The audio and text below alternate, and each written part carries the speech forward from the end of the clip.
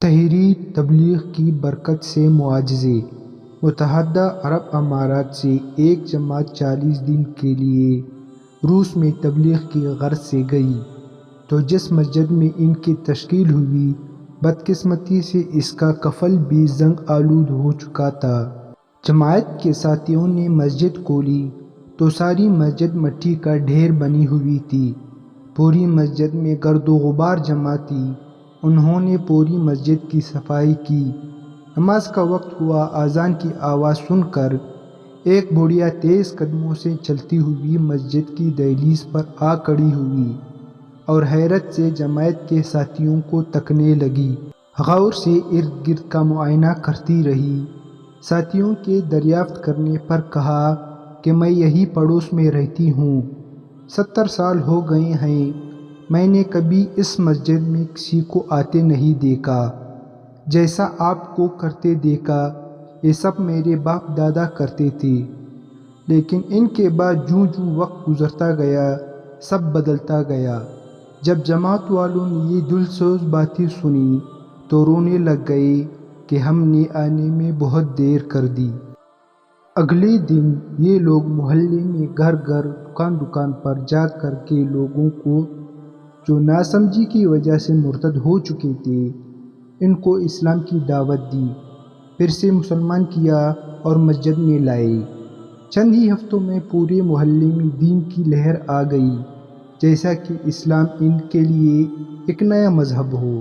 کچھ دنوں بعد محلے والوں نے 500 گز کی قالین پر تمام لوگوں کو جمع کیا اور جماعت والوں سے دین کے معاملات سیکھے اور مزید محنت کے لیے لوگوں کو تاکید کی۔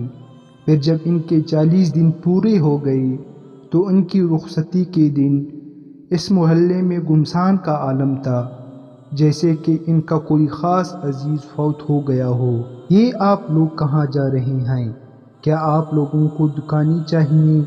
کیا آپ لوگوں کو مکان چاہیے یا عورتیں؟ دکان مکان کا بندوبست ہمارے ذمہ ہے۔ ہم اپنی بیٹیوں کے نکاح آپ سے کرنے کے لیے تیار ہیں، بس آپ لوگ ہمارے ساتھ رہ کر ہماری اسلام سے متعلق مزید رہنمائی فرمائیں۔ تو جماعت والوں نے ان کو اپنی ترتیب سے متعلق بتایا، لیکن وہ نہ مانے۔ وہ لوگ بضد تھے کہ آپ لوگ واپس نہ جائیں، کہیں پھر سے ہماری نسلیں تباہ نہ ہو جائیں۔ جماعت والوں نے اپنی مجبوریاں اور تقاضے بتائے تو بالآخر اس بات پر وہ آمادہ ہو گئے کہ ہم لوگ جاتے ہی ایک دوسری جماعت بھیجنے کے لیے اپنے مرکز میں درخواست کریں گے۔ اس طرح سے یہ جماعت اللہ کی راہ سے واپس اپنے گھروں کو لوٹ آئی۔ امریکہ میں قریباً 52 صوبے ہیں۔ وہاں کے لوگ جب رائے میں اجتماع پر آئے تو درخواست کی کہ ہمیں ہر صوبے کے لیے الگ سے ایک جماعت چاہیے جو در در پہنچ کر اسلام کی حقانیت سے لوگوں کو مستفید کریں۔ امریکہ میں ایک جماعت گئی۔ اس جماعت کے 2 لوگ ایک بندے کے پاس دین کی غرض سے پہنچے تو اس نے ایک بندے کا گریبان پکڑ کر کہا، میرے ابو امی بغیر کلمہ پڑھے اس دنیا سے چلے گئے ہیں، اس سب کے ذمہ دار تم لوگ ہو۔ تم لوگوں نے دین پہنچانے میں بہت دیر کر دی ہے۔ قیامت کے دن میں تم لوگوں سے اس بات کا حساب لوں گا۔ جب اس آدمی کا غصہ ٹھنڈا ہوا تو اس سے اس ملال کی وجہ پوچھنے پر معلوم ہوا کہ کچھ ہی ماہ پہلے وہاں کی ایک دوسری جماعت آئی تھی جن کی بدولت یہ بندہ اسلام سے متاثر ہو کر ہلکا بگوش اسلام ہوا، اور اس کو دکھ ہے کہ اس کے والدین بہت بڑی نعمت سے شرمندہ ہو کر ہمیشہ کے لیے جہنم کی آگ میں جلیں گے۔ فلپائن میں 400 سال پہلے 100% مسلمان تھے، لیکن اسلام سے ناہم آہنگی کی بدولت یہ لوگ اسلام سے دور ہوتے گئے اور کچھ لوگ تو برائے نام مسلمان رہ گئے، باقی سب مرتد ہو گئے۔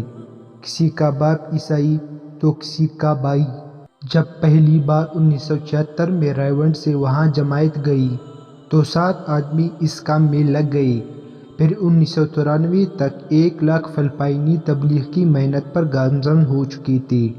بنگلہ دیش میں تبلیغی اجتماع کے موقع پر ایک فرانسیسی اچانک ممبر پر آ کر کہنے لگا کہ اے لوگو، ہم نے تم لوگوں تک چھوٹی سی چھوٹی اپنی ایجادات بھیجی تاکہ سارے لوگ ہماری ایجادات سے مستفید ہوں، لیکن تم لوگوں نے مفت کا کلمہ تک ہمارے اجداد سے روکے رکھا، اس کا حساب اللہ تم سے لے گا۔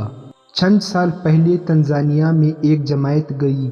کچھ ماہ بعد ان کا ایک خط رائیونڈ میں موصول ہوا کہ یہاں کے لوگوں میں دین کی اتنی طلب اور پیاس ہے کہ ایک دن میں 3000 لوگوں نے اسلام کی دعوت قبول کر لی، اور جب وہ جماعت سال پورا کر کے واپس آئی تو کارگزاری میں بتایا کہ ایک سال میں 20,000 لوگ مسلمان ہوئے ہیں۔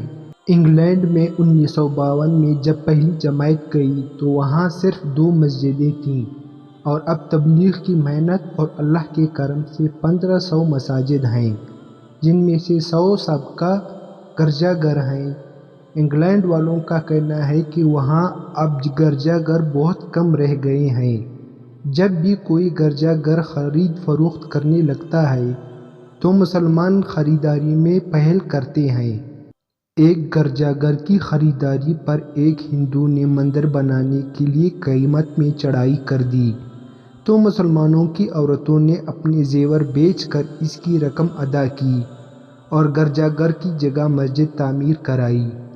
یاد رہے، گرجا گھروں کی جگہ مسجدوں کی تعمیر کی بڑھتی ہوئی تعداد کی وجہ سے حکومت نے پابندی بھی لگائی تھی۔ اب وہاں گرجا گھر صرف اتوار والے دن کھولے جاتے ہیں، باقی پورا ہفتہ بند رہتے ہیں۔ یوگوسلاویا میں جب پہلی جماعت گئی تو دور دور تک مسجدوں کی عدم موجودگی کی وجہ سے ان کو ہوٹل میں رہنا پڑا، اور اب الحمدللہ دعوت و تبلیغ کی محنت سے وہاں آج 3500 مساجد آباد ہیں۔ ہالینڈ کا موجودہ تبلیغی مرکز پہلے پادریوں کا دینی مدرسہ تھا، جہاں پر پادریوں کو دینی تعلیم دی جاتی تھی۔ لندن میں جو تبلیغی مرکز ہے وہ پہلے عیسائیوں کا گرجا گھر تھا۔ کینیڈا میں پادریوں کا ایک بہت بڑا مدرسہ تھا، لیکن آج وہاں پر قرآن و حدیث کا درس دیا جاتا ہے۔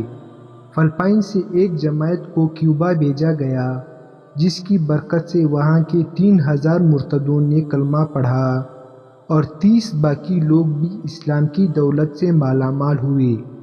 جب یہ جماعت واپس آنے لگی تو کیوبا والے زاروں قطار رونے لگے اور درخواست کی کہ ہمارے بھائیوں سے کہنا ہمیں بھول نہ جائیں، ہمارے یہاں رہنمائی کے لیے، اسلام کے فروغ کے لیے اور ہماری نسلوں کے ایمان کے تحفظ کے لیے آتے رہنا۔ فلپائن میں عورتوں کی ایک جماعت گئی تو ان کا بیان سن کر 60 فلپائنی عورتوں نے وہیں بیٹھ کر اپنے لیے برقعے منگوائے اور واپسی پر برقعوں میں ملبوس ہو کر واپس گھر ہوئی۔ انہوں نے اپنے بچوں کو دین کی تعلیم کے لیے رائیونڈ بھیجا۔ جب پتہ چلا کہ دینی تعلیم کے لیے پوری دنیا سے لوگ رائیونڈ کی طرف آ رہے ہیں اور تعداد میں کثرت کی وجہ سے کچھ بچوں کو واپس کیا جا رہا ہے، تو فلپائنی عورتوں کی طرف سے ایک خط موصول ہوا کہ خدا را، ہم نے اپنے زیور بیچ کر بچوں کو دین کی تعلیم کے لیے روانہ کیا ہے، خدا کے لیے ان کو واپس نہ کرنا، ورنہ یہ کبھی بھی دین کو سمجھ نہ سکیں گے۔